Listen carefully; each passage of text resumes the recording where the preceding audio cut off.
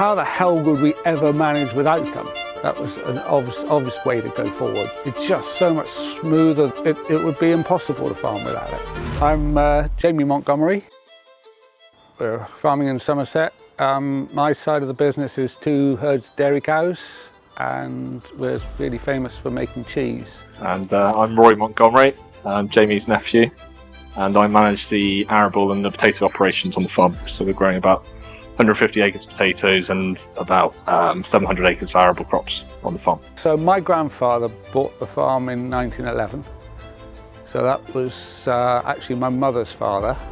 We had to persuade my father that we needed a JCB at all.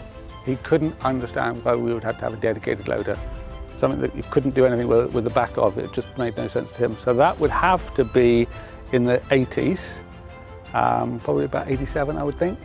I think we've always tried to look at the whole package when we've been buying. I mean, that in those early days, with there wasn't much option. Manitou were about, but they tended to be rough terrain masted trucks. That was my experience before coming home. And so having a boom truck, when that first happened, that was an obvious way to go forward. Yeah, we could see that right away. And so that was a fairly obvious choice to start with, because I make the silage with it.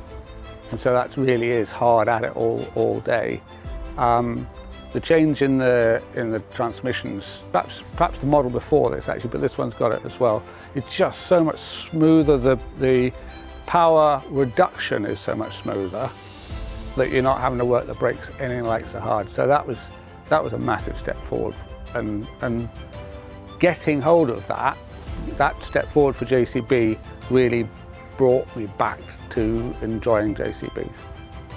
Given that we've got 2 of them here, how the hell would we ever manage without them? That's the real question. And even if one of them breaks down, everybody's queuing up for the one that's left. It would be impossible to farm without it. So we deal with RECO JCB and Shepton Mallet, and also with Red Lynch as well. A small O-ring had gone in the new machine, and they were out within 2.5 hours, and we were back running within 3 hours. Given we were silaging that day, that was really important to us. So the engineer came out from Bridgewater, which is an hour away, so that's pretty good.